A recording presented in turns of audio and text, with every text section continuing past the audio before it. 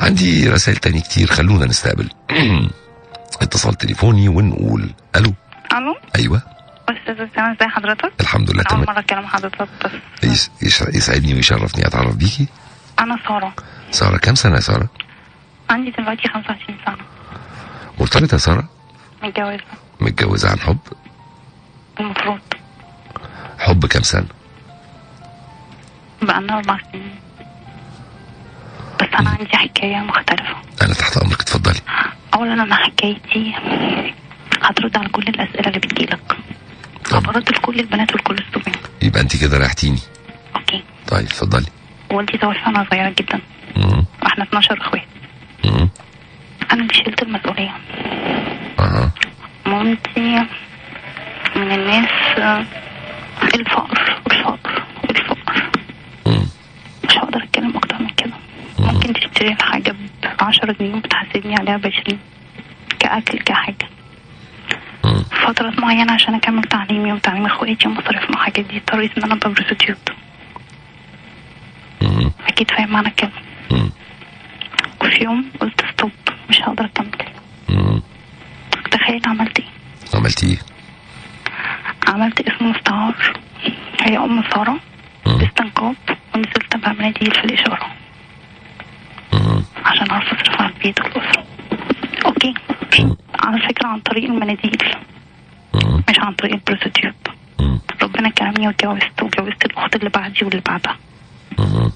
او الاول دوم اتجوزوا قبل مني، بس انا كنت الاخيره ما اتجوزتش الا لما اتجوزتهم. وبعدها الحرام نهائي. على فكره دي رساله لكل البنات، مش لازم تعيشي في الحرام، في طريقه تانية. استحملت القرف والبهدله. تخيل انت، انا طالبه كنت ايامها طالبه في جامعه القاهره كليه اعلام.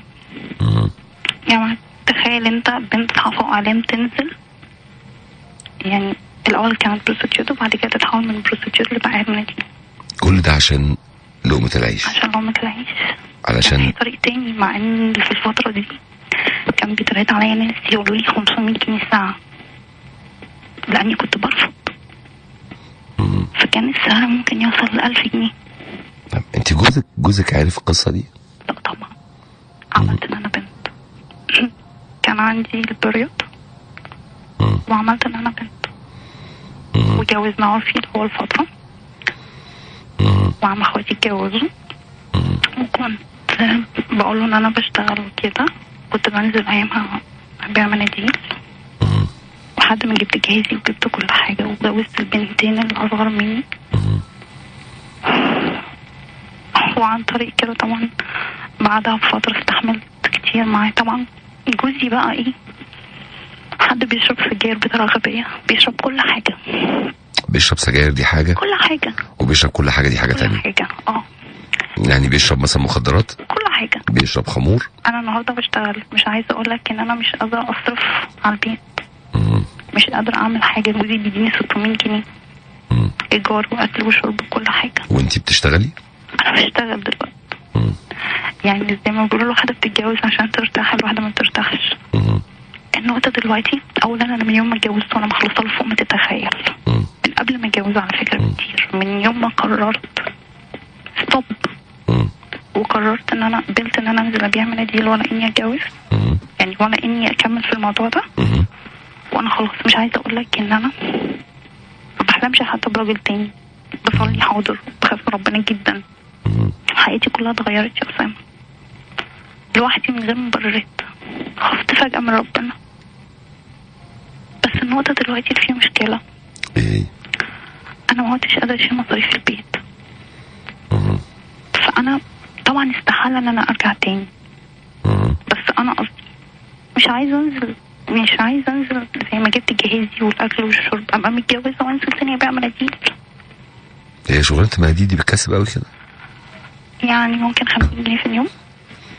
يا لا ما تنزليش تبيع مناديل. النقطه مش كده. النقطه بفكر طب اسيبه. طب انا شايله له جميله ان انا هو ده الراجل اللي اتجوزني، مع انه ما كانش يعرف. شايله مصاريف البيت، اكلي واكل عيلتي، ما زلت انا اللي بشيل مصاريفهم. وكمان مش عايزه اقول لك كتير من الحاجات دي بياخدوا لاهله وبيبقشش على اصحابه وبيعمل ويجي ياخد فلوسي ويضربني ويبهدلني. طب هتطلق. انت بتصلي يا ساره؟ جدا يعني الحمد لله حاضر. وهو بيشوفك بتصلي؟ هو عارف. ما بتطلبيش منه مثلا تصلوا سوا؟ تقوليش مثلا نفسي نصلي سوا النهارده؟ مش فاضي، قاعد على الفيس بيخوني. قولي له جميل. تخيل انا اللي رجاله الدنيا لحد النهارده هيموتوا ويتجوزوني جواز مش حاجه تانية، يعني بيقول طلقي هنتجوزك او بتقدمني عرسين. يعني ما تصدقيش كلام فارغ ده، ما تصدقيش كل كلام فارغ. بس الدبله ناس كتير مش عارفه ان انا متجوزه. بصي يا ساره، هو بيقعد على الفيسبوك وبيعاكس بنات وبيشرب مخدرات، بيجيب لي بنات الشقق وبندرك لما باجي اتكلم. صلي وقولي له بقول لك ايه، ارجع اقعد على الفيسبوك تاني، بس نفسي مره تصلي معايا، وارجع اقعد على الفيسبوك تاني. حبه حبه جرجلين ربنا، هما 3 ته. هتصدقني لو قلت لك ان هو بيصلي؟ طيب طالما بيصلي يبقى لسه جواه حاجه حلوه. مش لاقيها. لا هتظهر. هو انا نفسي اسال سؤال، هو الحب بيموت مع الوقت؟ لا الحب ما بيموتش، احنا اللي بنموته بتصرفاتنا. هو عادي ان انا اقبل الضرب والاهانه والمقتله؟ لا ده غير عادي. طب انت عندك ولاد يا ساره؟ هموت واجيب طفل بس خايفه. طيب بصي يا ساره، خايفه ابقى زي مامتي اتجوزت. بصي يا ساره، بعد كده احنا اللي شلنا المسؤوليه. ما تمشيش بمبدا اللي يخاف من يعني اتلسع من الشوربه ينفخ في الزبادي. تعالي نقول من الاول خالص يا ساره، اوكي؟ من الاول خالص. يعني يمكن الناس بتتكلم على البنات الوحشه، انت ظروفك هي اللي حطتك في كده. ما اقدرش اقول انك كنت ماشيه صح او بتعملي حاجات كويسه، ولكن انت لا، تصرفتي تصرفات خاطئه. كان ممكن تلاقي حلول تانية، كان ممكن تقضيها بلقمه بجبنه، كان ممكن اي حاجه، ولكن انت اخترتي الطريق السهل اللي يجيب فلوس اسرع. وبعد كده ربنا تاب عليكي وفتح لك باب انك تبيعي مناديل في اشارات وخلافه وتجيبي لك 50 جنيه في اليوم، وقدرتي بال50 جنيه في اليوم دول تسطري اخواتك وخلافه. مش بالحرام، بالحلال. بيع المناديل في الشارع ده مش حرام، انت على الاقل واحده بتاكل لقمتها بعرق جبينها. وتوبتي لربنا سبحانه وتعالى وبداتي تصلي وبداتي تبقي انسانه كويسه، ودي حاجه حلوه قوي قوي قوي. ربنا رحيم قوي. كل الظروف اللي مرت عليكي كوم، واللي بيمر عليكي النهارده كوم تاني. كل اللي مطلوب منك انك زي ما انت اتمسكتي بربنا وربنا ما خذلكيش، انك تتمسكي بيه اكتر وتقولي له يا رب انا في ازمه، انا في مشكله مع جوزي، اهديه وارشدني اعمل ايه معاه. لانك مهما تصرفتي بعقليتك انت مش هتبقى زي ارشاد ربنا ليكي. مهما تصرفتي بافكارك مش هتكون زي ترتيب ربنا. انت قلتي انزل ابيع مناديل في الاشارات تاني، لا، ربنا قد يكون ليه ترتيب تاني خالص. عارفه يا ساره، انت ممكن في يوم من الايام تبقي سيده اعمال ومليونيره، محدش عارف.